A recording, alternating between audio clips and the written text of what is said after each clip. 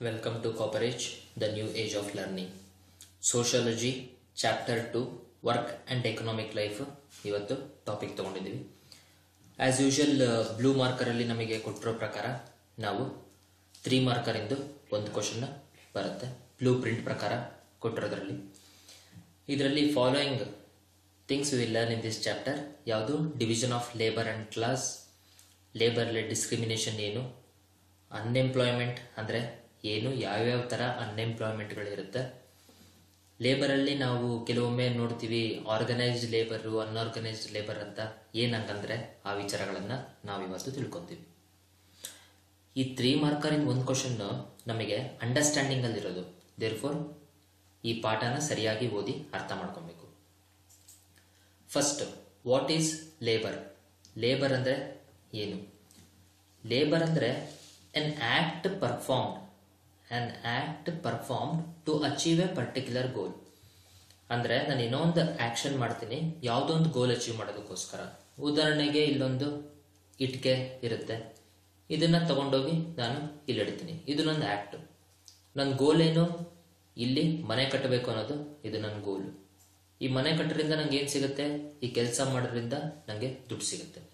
ಇದನ್ನ ನಾವು ಹೇಳೋದು ದಟ್ ಈಸ್ ಲೇಬರ್. ಅಂದರೆ if an individual through the exercise of his energy ಅಥವಾ ಅವನ ಎಫರ್ಟ್ಸ್ ಇಂದ ಎಕನಾಮಿಕ್ ಬೆನಿಫಿಟ್ ಅಥವಾ ಬೇರೆ ಯಾವುದಾದ್ರೂ ಮಟೀರಿಯಲ್ ಫಾರ್ಮ್ ಅಲ್ಲಿ ಬೆನಿಫಿಟ್ ಸಿಗೋ ಥರ ಆಯಿತು ಅಂದರೆ ಅದಕ್ಕೆ ಲೇಬರ್ ಅಂತ ಹೇಳ್ತೀವಿ. Next, division of labour. ಲೇಬರ್ನ ಡಿವಿಷನ್ ಆಫ್ ಲೇಬರ್ ಅಂದರೆ ಏನು? ಡಿವಿಷನ್ ಆಫ್ ಲೇಬರ್ ಅಂದರೆ work done by people depending upon their interest. ಅಂದರೆ ಅನ್ಕೊಳ್ಳಿ, ಒಂದು ಹೋಟ್ಲಲ್ಲಿ ಒಬ್ಬ ಮನುಷ್ಯ ಕೆಲಸ ಮಾಡ್ತಿರ್ತಾನೆ, ಇವನೇ ದೋಸೆ ಹಾಕ್ತಾನೆ, ಇವನೇ ಟೇಬಲ್ ಕ್ಲೀನ್ ಮಾಡ್ತಾನೆ, ಇವನೇ ಲೋಟನು ತೊಳಿತಾನೆ. ಸೊ ಈ ಥರ ಸಿಚುವೇಶನ್ ಇದ್ದಾಗ ಇವನು ಒಬ್ಬನ ಕೈಲೇ ಇದೆಲ್ಲ ಕೆಲಸ ಮಾಡೋ ಬದಲು ಒಬ್ಬ ದೋಸೆ ಹಾಕೋದಕ್ಕೆ, ಒಬ್ಬ ಟೇಬಲ್ ಒರೆಸೋದಕ್ಕೆ, ಒಬ್ಬ ಲೋಟ ತೊಳೆಯೋದಕ್ಕೆ ಈ ಥರ ಡಿವೈಡ್ ಮಾಡಿದ್ರೆ ಇದಕ್ಕೆ ಡಿವಿಷನ್ ಆಫ್ ಲೇಬರ್ ಅಂತ ಕರೀತಾರೆ. ಅಂದರೆ ಇಷ್ಟೊಂದು 4 ಜನ ಇರ್ತಾರೆ, ಅವ್ರಿಗೆ ಕೇಳ್ತಾರೆ ಯಾರಿಗೆ ದೋಸೆ ಹಾಕಕ್ಕೆ ಇಂಟ್ರೆಸ್ಟ್ ಇದೆ, ಯಾರಿಗೆ ಲೋಟ ಒರೆಸೋದಕ್ಕೆ ಇಂಟ್ರೆಸ್ಟ್ ಇದೆ, ಯಾರಿಗೆ ಯಾವ ಥರ ಇಂಟ್ರೆಸ್ಟ್ ಇದೆ, ಯಾರಿಗೆ ಯಾವ್ದ್ರ ಮೇಲೆ ಅಭ್ಯಾಸ ಇದೆ, ಸ್ಕಿಲ್ ಇದೆ, ಅವರಿಗೆ ಆ ವರ್ಕನ್ನು ಕೊಡುವಂಥದ್ದು. ಇದು ಡಿವಿಷನ್ ಆಫ್ ಲೇಬರ್. ಈ ಡಿವಿಷನ್ ಆಫ್ ಲೇಬರ್ ಇಂದ ನಮಗೆ ಬರುವಂಥದ್ದು ಸ್ಪೆಷಲೈಸೇಷನ್ ಅಂದ್ರೆ ಏನು? ಈಗ ದಿನಾ ಒಂದು ದೋಸೆ ಹಾಕ್ತಾ ಇರ್ತಾನೆ, ಎಷ್ಟು ಪರ್ಫೆಕ್ಟ್ ಆಗಿರ್ತಾನೆ ಅಂದ್ರೆ ಕಣ್ಣು ಮುಚ್ಕೊಂಡ್ ಬಿಟ್ರು ಅವನು ಕರೆಕ್ಟ್ ಆಗಿ ದೋಸೆ ಹಾಕ್ತಾನೆ. ಇದ್ರ ಜೊತೆಗೆ ಹೊಸ ಇನ್ನೋವೇಷನ್ಸ್ ಎಲ್ಲ ಕಂಡಕ್ಟ್ ಸ್ಟಾರ್ಟ್ ಮಾಡ್ತಾನೆ. ದೋಸೆನ ಬೆಣ್ಣೆ ದೋಸೆ, ಖಾಲಿ ದೋಸೆ, ಮಸಾಲೆ ದೋಸೆ ಈ ತರ ಎಲ್ಲ ಅವನು ಹೊಸದು ಕಲಿಯಕ್ಕೆ ಸ್ಟಾರ್ಟ್ ಮಾಡ್ತಾನೆ. ಸೊ ಅಂದ್ರೆ ಇದು ಡಿವಿಷನ್ ಆಫ್ ಲೇಬರ್ ಮಾಡೋದ್ರಿಂದ, ಅಂದ್ರೆ ಒಬ್ಬನ್ನೇ ನಾನು ದೋಸೆ ಡಿಪಾರ್ಟ್ಮೆಂಟಿಗೆ ಹಾಕೋದ್ರಿಂದ ಇವನು ಇದರಲ್ಲಿ ಚೆನ್ನಾಗಿ ಪಳಗ್ತಾನೆ. ಅದಕ್ಕೆ ನಾವು ಸ್ಪೆಷಲೈಸೇಷನ್ ಅಂತ ಅಂತೀವಿ. ಸೊ ಕ್ಲಾಸ್ ಸಿಸ್ಟಮ್ ಅಂದ್ರೆ ಮೇಲೆ ವರ್ಕ್ಗಳನ್ನ ಮಾಡುವಂಥದ್ದು ಜಾಸ್ತಿ ದುಡ್ಡಿಗೆ. ಕೆಲವರು ಇದ್ರಲ್ಲಿ ಸ್ಪೆಷಲೈಸೇಷನ್ ಇರ್ತಾರೆ, ಓದಿರೋಂಥವ್ರು. ಇನ್ ಕೆಲವರು ದಿನ ಕೆಲಸ ಮಾಡ್ತಾ ಇರ್ತಾರೆ. ಸೊ ಹಂಗಾಗಿ ಇವರಿಗೆ ಜಾಸ್ತಿ ದುಡ್ಡು ಬರುತ್ತೆ, ಇವರಿಗೆ ಕಮ್ಮಿ ದುಡ್ಡು ಬರುತ್ತೆ. ಇದರಿಂದ ಸೊಸೈಟಿ ಡಿವೈಡ್ ಆಗುತ್ತೆ. ಇದನ್ನ ಕ್ಲಾಸ್ ಸಿಸ್ಟಮ್ ಅಂತ ಕರೀತಾರೆ. ಸೊ ಸ್ಪೆಷಲೈಸೇಷನ್ ಮಾಡೋದ್ರಿಂದ ಕ್ಲಾಸ್ ಸಿಸ್ಟಮ್ ಕೂಡ ಆಗುತ್ತೆ. ಅಂದ್ರೆ ಈ ವ್ಯಕ್ತಿ ಹೇಳ್ತಾನೆ ಸ್ಪೆಷಲೈಸೇಷನ್ ಅಂತ ಅಂದ್ಬಿಟ್ಟು ನನ್ನನ್ನ ದಿನದ ಕೆಲ್ಸಕ್ಕೆ ಹಾಕ್ತಿದ್ದೀರಾ, ನನಗೂ ಇಷ್ಟ ಕಂಪ್ಯೂಟರ್ ಜೊತೆ ವರ್ಕ್ ಮಾಡೋದಕ್ಕೆ, ಬಟ್ ಆದ್ರೆ ಅದಕ್ಕೆ ಬೇಕಾದಂತ ಸ್ಕಿಲ್ ಇರಬೇಕು ಅವನಿಗೆ. ಆ ಸ್ಕಿಲ್ ಇಲ್ಲ ಅಂದ್ರೆ then it will lead to that problem. Next, paid work ಮತ್ತೆ ಅನ್ಪೇಯ್ಡ್ ವರ್ಕ್. ನಾವು ಏನಾದ್ರೂ ವರ್ಕ್ ಮಾಡಿದ್ರೆ ಅದಕ್ಕೆ ನಮಗೆ ಸ್ಯಾಲರಿನೋ ಅಥವಾ ಮಟೀರಿಯಲ್ ಬೆನಿಫಿಟ್ ನಮಗೆ ಸಿಗುತ್ತೆ. ಇದಕ್ಕೆ ಪೇಯ್ಡ್ ವರ್ಕ್ ಅಂತ ಹೇಳ್ತೀವಿ. ಆದ್ರೆ ನಾವು ಮಾಡುವಂತ ಎಲ್ಲಾ ವರ್ಕಿಗೂ ನಮಗೆ ದುಡ್ಡು ಸಿಗುತ್ತಾ? Question mark. ಇಲ್ಲ, ಕೆಲವು ವರ್ಕ್ಗಳು ನಾವು ವಿತೌಟ್ ಮಟೀರಿಯಲ್ ಬೆನಿಫಿಟ್ ನಾವು ವರ್ಕ್ ಮಾಡ್ತೀವಿ. ಉದಾಹರಣೆಗೆ ನನಗೆ ಪೇಂಟಿಂಗ್ ಮಾಡೋದು ಇಷ್ಟ, ಸೊ ನಾನು ಕುತ್ಕೊಂಡು ಪೇಂಟಿಂಗ್ ಮಾಡ್ತಾ ಇರ್ತೀನಿ. ಇದು ನನಗೇನೋ ದುಡ್ಡು ಸಿಗುತ್ತೆ ಅಂತಲ್ಲ, ನನಗೆ ಆತ್ಮಕ್ಕೆ ಒಂದು ತೃಪ್ತಿ ಸಿಗುತ್ತೆ ಅಂತ ನಾನು ಮಾಡ್ತೀನಿ. ಸೊ ಒಂದು ಡೆಫಿನೆಟ್ ಪರ್ಪಸ್ ಇಲ್ಲದೆ ನನಗೆ ಒಂದು ಮೆಟೀರಿಯಲ್ ಬೆನಿಫಿಟ್ ತಗೊಳ್ಳದೆ ಮೆಂಟಲ್ ಸ್ಯಾಟಿಸ್ಫ್ಯಾಕ್ಷನ್ಗೋಸ್ಕರ ಏನ್ ಮಾಡ್ತೀನಿ? Unpaid work. ಇಲ್ಲಿ ನಾನು ಕೊಟ್ಟಿರುವಂತ ಫೋಟೋ ನೋಡಿ, ಒಂದು ವಯಸ್ಸಾದವರಿಗೆ ಔಷಧಿ ಕೊಡಿಸ್ತಿರೋಂಥ ಈ ಹೆಣ್ಮಗಳಿರ್ಬೋದು, ಅಥವಾ ಈ ಮಗುನ ಮುದ್ದಾಡ್ತಿರೋ ಈ ತಾಯಿ ಇರ್ಬೋದು, ಅಥವಾ ಕೆಲಸ ಮಾಡ್ತಿರೋ ಈ ತಾಯಿ ಇರ್ಬೋದು. ಸೊ ಇದ್ರಲ್ಲೆಲ್ಲ ನಾವೇನ್ ನೋಡ್ತೀವಿ ಅಂದ್ರೆ ಅವಳು ಮಾಡ್ತಾ ಇರೋದು ದುಡ್ಡಿಗೋಸ್ಕರ ಅಲ್ಲ, ಸ್ಯಾಟಿಸ್ಫ್ಯಾಕ್ಷನ್ ತನ್ನ ಫ್ಯಾಮಿಲಿಗೋಸ್ಕರ ಮಾಡ್ತಾ ಇರೋದು. ಅದನ್ನ ನಾನು ಇಲ್ಲಿ ಎಕ್ಸಾಂಪಲ್ ಕೊಟ್ಟಿದ್ದೆ, on artist painting A picture for his own satisfaction. ಇದು ನಮಗೆ ಪೇಡ್ ವರ್ಕ್ ಮತ್ತೆ ಅನ್ಪೇಡ್ ವರ್ಕ್. Labour discrimination. ಈ ಡಯಾಗ್ರಾಮ್ ಅಲ್ಲಿ ನೋಡಿ, ಹೆಣ್ಮಕ್ಳಿಗೆ ಕಮ್ಮಿ ದುಡ್ಡು ಕೊಡ್ತಿದ್ದಾನೆ ಈ ಯಜಮಾನರು, ಗಂಡು ಮಕ್ಕಳಿಗೆ ಜಾಸ್ತಿ ದುಡ್ಡು ಕೊಡ್ತಿದ್ದಾರೆ. ಯಾಕಿದು? ಈ ತರ ವರ್ಕ್ ಮತ್ತೆ ವೇಜ್ ನಲ್ಲಿ ನಮಗೆ ಇನ್ಇಕ್ವಾಲಿಟಿ ಇತ್ತು ಅಂದ್ರೆ, ಇದು ನಮಗೆ ಲೇಬರ್ ಡಿಸ್ಕ್ರಿಮಿನೇಷನ್ ಅಂತ ಕರೀತಾರೆ. ಅಂದ್ರೆ ಮೆನ್ ಮತ್ತೆ ವುಮೆನ್ ಇಬ್ರು they engage in the work. ಆ ವರ್ಕ್ ನ ಅವರು ಸೇಮ್ ವರ್ಕ್ ಮಾಡಿದ್ರು ಕೂಡ ಅವರಿಗೆ ಡಿಫ್ರೆಂಟ್ ಪ್ರೈಸ್ ಅಥವಾ ದುಡ್ಡನ್ನ ಕೊಡ್ತಾರೆ.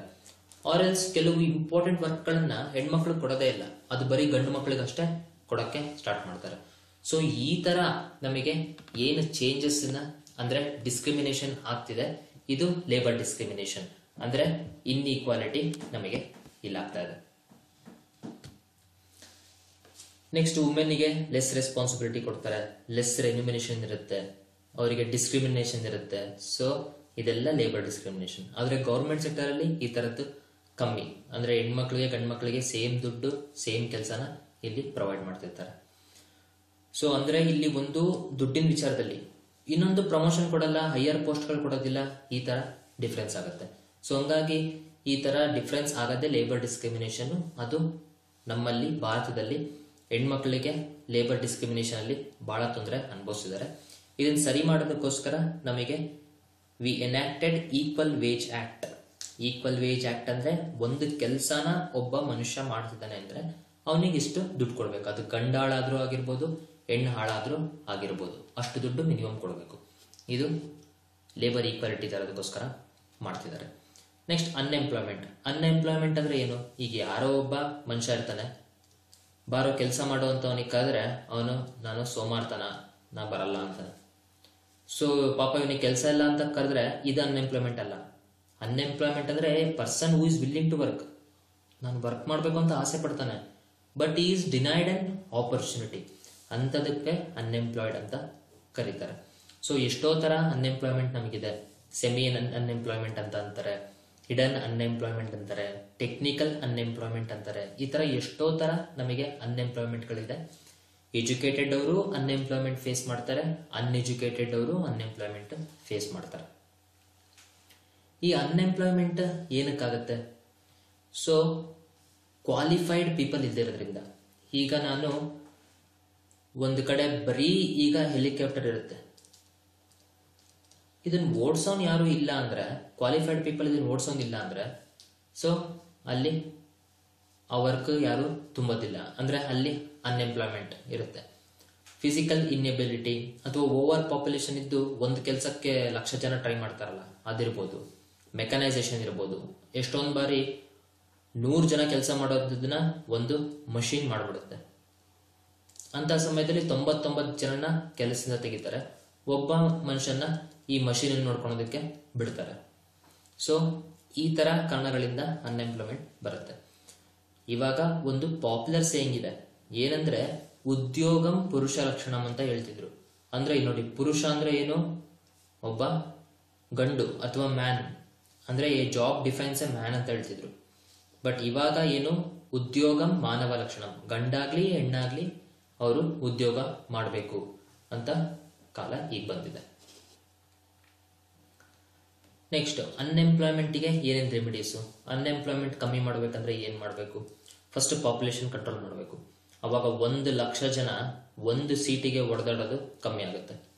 ನೆಕ್ಸ್ಟ್, ಕಾಟೇಜ್ ಇಂಡಸ್ಟ್ರಿ, ಹಳ್ಳಿಗಳಲ್ಲಿ ಕಾಟೇಜ್ ಇಂಡಸ್ಟ್ರಿ, ಆಮೇಲೆ ಈ ತರ ಲೋಕಲ್ ಇಂಡಸ್ಟ್ರಿಗಳನ್ನೆಲ್ಲ ಡೆವಲಪ್ ಮಾಡಬೇಕು. ಹಂಗಾಗಿ ಜನ ವಲಸೆ ಬರಲ್ಲ, ಸಿಟಿನಲ್ಲಿ ಅನ್ಎಂಪ್ಲಾಯ್ಮೆಂಟ್ ಇಲ್ಲದೆ ಹೊಡೆದಾಡೋದಿಲ್ಲ.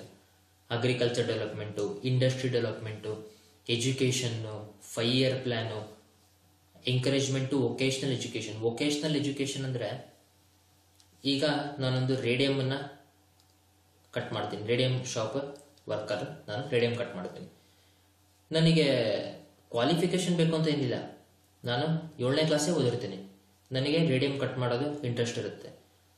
ಈ ರೇಡಿಯಂ ಕಟ್ ಮಾಡಿಕೊಂಡು ನಾನು ಹೆಂಗೆ ಅಂಗಡಿ ಇಡ್ಬೋದು, ಅದರಿಂದ ಹೆಂಗೆ ಜೀವನ ಮಾಡ್ಬೋದು, ಅಂತ ಅಂದ್ಬಿಟ್ಟು ನನಗೆ ಇದೊಂದು ವೊಕೇಶನ್ ಹೆಂಗ್ ಕೊಡುತ್ತೆ ಅಂದ್ರೆ ಈ ಕೈ ಕೆಲಸನ ನಾನು ಹೆಂಗೆ ಪಳಗಿಸ್ಕೊಂಡು ನಾನು ದುಡ್ಡು ಮಾಡ್ಬೋದು ಅಂತ ಎಜುಕೇಶನ್ ಕೊಡುತ್ತಲ್ಲ, ಅದು ವೊಕೇಶನಲ್ ಎಜುಕೇಶನ್. ಇದನ್ನು ಕೂಡ ಕೊಡಬೇಕು. ಅದೇ ತರ ರೂರಲ್ ಅಲ್ಲಿ ಡೆವಲಪ್ಮೆಂಟ್, ಎಂಪ್ಲಾಯ್ಮೆಂಟ್ ಪ್ರೋಗ್ರಾಮ್ಗಳು ಇದನ್ನೆಲ್ಲ ನಡೆಸಿದ್ರೆ ನಮಗೆ ಅನ್ಎಂಪ್ಲಾಯ್ಮೆಂಟ್ ಕಮ್ಮಿ ಆಗುತ್ತೆ.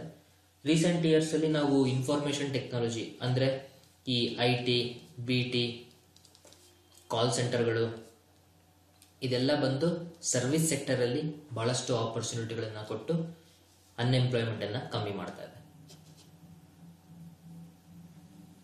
ನೆಕ್ಸ್ಟ್, ವರ್ಕರ್ ಅಲ್ಲಿ ನಾವು ಎರಡು ತರ ನೋಡ್ತೀವಿ, ಆರ್ಗನೈಸ್ಡ್ ಮತ್ತೆ ಅನ್ಆರ್ಗನೈಸ್ಡ್. ಆರ್ಗನೈಸ್ಡ್ ವರ್ಕ್ ಅಂದ್ರೆ ಏನು, ಅನ್ಆರ್ಗನೈಸ್ಡ್ ವರ್ಕ್ ಅಂದ್ರೆ ಏನು, ಆರ್ಗನೈಸ್ಡ್ ವರ್ಕರ್ಸ್ ಅಂದ್ರೆ ಏನು? ಇಲ್ಲಿ ನೋಡಿ, ಈ ಕೊಟ್ಟಿರೋ ಇಮೇಜ್ ಅಲ್ಲಿ ದೊಡ್ಡ ದೊಡ್ಡ ನಿಮಗೆ ಇಲ್ಲಿ ಬಿಲ್ಡಿಂಗ್ಗಳು, ಬಂಗ್ಲೆಗಳು ಕಾಣ್ತಾ ಇರ್ಬೋದು. ಇದ್ರ ಮುಂದೆ ಇಲ್ಲಿ ಸಾಮಾನ್ಯ ಗುಡಿಸ್ಲಾಕೊಂಡು ಕೆಲಸ ಮಾಡ್ತಿರೋಂಥ ಜನ ಇಲ್ಲಿ ಕಾಣಿಸ್ತಾ ಇದ್ದಾರೆ. ಆರ್ಗನೈಸ್ಡ್ ವರ್ಕ್ ಅಂದ್ರೆ ನಾನು ರೂಲ್ಸ್ ಅಂಡ್ ರೆಗ್ಯುಲೇಷನ್ಸ್ ಕೆಲವಿರುತ್ತೆ, ಅದ್ರ ಪ್ರಕಾರ ನಾನು ವರ್ಕ್ ಮಾಡ್ತೀನಿ. ಅಂದ್ರೆ ಈ ಸಾಫ್ಟ್ವೇರ್ ಕಂಪ್ನಿಗಳಲ್ಲಿ ಕೆಲಸ ಮಾಡ್ತಿರೋನಿರ್ಬೋದು, ಅವನಿಗೆ ನೋಡಪ್ಪ ನಿನಗೆ 10 to 5 ವರ್ಕ್ ಮಾಡಬೇಕು, ನೀನು ಈ ಒಂದು ಪ್ರಾಜೆಕ್ಟ್ ಮೇಲೆ ವರ್ಕ್ ಮಾಡಬೇಕು. ಸೊ ಅಂದ್ರೆ ಅವನಿಗೆ ಹೆಂಗ್ ವರ್ಕ್ ಮಾಡಬೇಕು ಅಂತ ರೂಲ್ಸ್ ಮತ್ತೆ ರೆಗ್ಯುಲೇಷನ್ಸ್ ಇರುತ್ತೆ, ಏನ್ರ ಮೇಲೆ ವರ್ಕ್ ಮಾಡಬೇಕು ಅಂತ ಇರುತ್ತೆ. ಅವನಿಗೆ ಆರ್ಗನೈಸ್ಡ್ ವರ್ಕರ್ ಅಂತ ಹೇಳ್ತಾರೆ. ನೀ ವರ್ಕ್ ಮಾಡಲಿಲ್ಲ ಅಂದ್ರೆ ನಿನಗೆ ಈ ಸಂಬಳ ಕಟ್ ಆಗುತ್ತೆ, ನಿನಗೆ ಭಾನುವಾರ ರಜಾ, ಈ ತರ ಎಲ್ಲ ಟರ್ಮ್ಸ್ ಅಂಡ್ ಕಂಡೀಷನ್ಸ್ ಎಲ್ಲ ಕೊಟ್ಟಿರ್ತಾರೆ. ಸೊ ಇದು ಆರ್ಗನೈಸ್ಡ್ ವರ್ಕರ್. ಅನ್ಆರ್ಗನೈಸ್ಡ್ ವರ್ಕರ್ ಅಂದ್ರೆ ಯಾವ್ದು ರೂಲ್ಸ್ ಅಂಡ್ ರೆಗ್ಯುಲೇಷನ್ಸ್ ಇಲ್ವೇ ಇಲ್ಲ. ಈಗ ಫಾರ್ ಎಕ್ಸಾಂಪಲ್ ಅಲ್ಲಿ ನಾವು ಯಾವ್ದೋ ಒಂದು ಟೀ ಅಂಗಡಿನಲ್ಲಿ ಒಂದು ಅಂಗಡಿ ಹುಡುಗನ್ ನೋಡ್ತೀವಿ.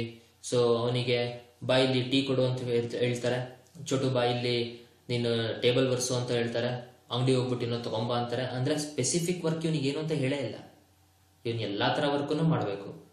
ಇವನಿಗೆ ಯಾವುದೇ ರೀತಿ ರಜಾ ಆ ತರ ಎಲ್ಲ ಇರೋದಿಲ್ಲ. ಅವನೇ ಕೇಳ್ಕೊಂಡೆ ಯಾವಾಗಾರ ಒಂದಿನ ರಜಾ ತಗೊಬೇಕು. ಫಿಕ್ಸ್ ಇವನಿಗೆ ಸ್ಯಾಲರಿ ಅಂತ ಇರೋದಿಲ್ಲ, ಚೇಂಜ್ ಆಗ್ತಾ ಇರುತ್ತೆ. ಇವೆಲ್ಲ ಅನ್ಆರ್ಗನೈಸ್ಡ್ ವರ್ಕ್. ಅದ್ರಲ್ಲಿ ಕೆಲಸ ಮಾಡೋರು ಅನ್ಆರ್ಗನೈಸ್ಡ್ ವರ್ಕರ್ಸ್. ಈ ಆರ್ಗನೈಸ್ಡ್ ವರ್ಕ್ ಅಲ್ಲಿ ಅವ್ರು ದಿನ ಏನ್ ಮಾತಾಡ್ತಾರೆ ಅದೆಲ್ಲ ರಿಟರ್ನ್ ಫಾರ್ಮ್ ಅಲ್ಲಿ ಇರಬೇಕು. ಮೇಲಿನ ಅಧಿಕಾರಿ ರಿಟರ್ನ್ ಫಾರ್ಮ್ ಅಲ್ಲಿ ಕೆಳಗವನಿಗೆ ಕೊಡಬೇಕು, ಕೆಳಗಿನ ಅಧಿಕಾರಿ ಮೇಲವನಿಗೆ ರಿಟರ್ನ್ ಫಾರ್ಮ್ ಅಲ್ಲಿ ಕೊಟ್ಟು ರಿಟರ್ನ್ ಅಲ್ಲಿ ಈ ತರ ಬರೆದು ದಾಖಲಾತಿ ಮಾಡಿ ಅದಕ್ಕೊಂದು ಸೀಲ್ ಹೊಡೆದು ಕೊಡಬೇಕು. ಇಲ್ಲೆಲ್ಲ ಆತರ ಏನೂ ಇಲ್ಲ. ಬಾಯಿ ಮಾತಲ್ಲಿ 10 ರೂಪಾಯಿ ಕೊಡು, 20 ರೂಪಾಯಿ ತಗೊಂಡೋಗು, ಈ ಕೆಲಸ ಮಾಡಬೇಕು. ಇಲ್ಲಿ ಫಿಕ್ಸ್ಡ್ ವೇಜ್ ಇರುತ್ತೆ, ಲೀವ್ ಇರುತ್ತೆ, ಪೆನ್ಷನ್ ಇರುತ್ತೆ, ಮೆಡಿಕಲ್ ಫೆಸಿಲಿಟಿ ಕೊಡ್ತಾರೆ, ಮತ್ತೆ ಗೌರ್ಮೆಂಟ್ ಇನ್ ಕಂಟ್ರೋಲ್ ಇದ್ರ ಮೇಲೆ ಇರುತ್ತೆ. ಈ ತರ ಎಲ್ಲ ಇರೋದಕ್ಕೆ ನಾವು ಆರ್ಗನೈಸ್ಡ್ ಸೆಕ್ಟರ್ ಅಥವಾ ಆರ್ಗನೈಸ್ಡ್ ವರ್ಕ್ ಅಂತ ಕರಿತೀವಿ. ಇದರಲ್ಲಿ ಕೆಲಸ ಮಾಡೋರಿಗೆ ಆರ್ಗನೈಸ್ಡ್ ವರ್ಕರ್ಸ್ ಅಂತೀವಿ, ಇದಕ್ಕೆ ಅನ್ಆರ್ಗನೈಸ್ಡ್ ವರ್ಕರ್ಸ್ ಅಂತ ಹೇಳ್ತೀವಿ. ಸೊ ಅಲ್ಲಿಗೆ ನಮಗೆ ಈ ಪಾಠ ಮುಗೀತು. ಕೀಪ್ ಕಾಮ್ ಅಂಡ್ ಫಾಲೋ ಕಾಪರಿಸಮ್. ಜೈ ಹಿಂದ್.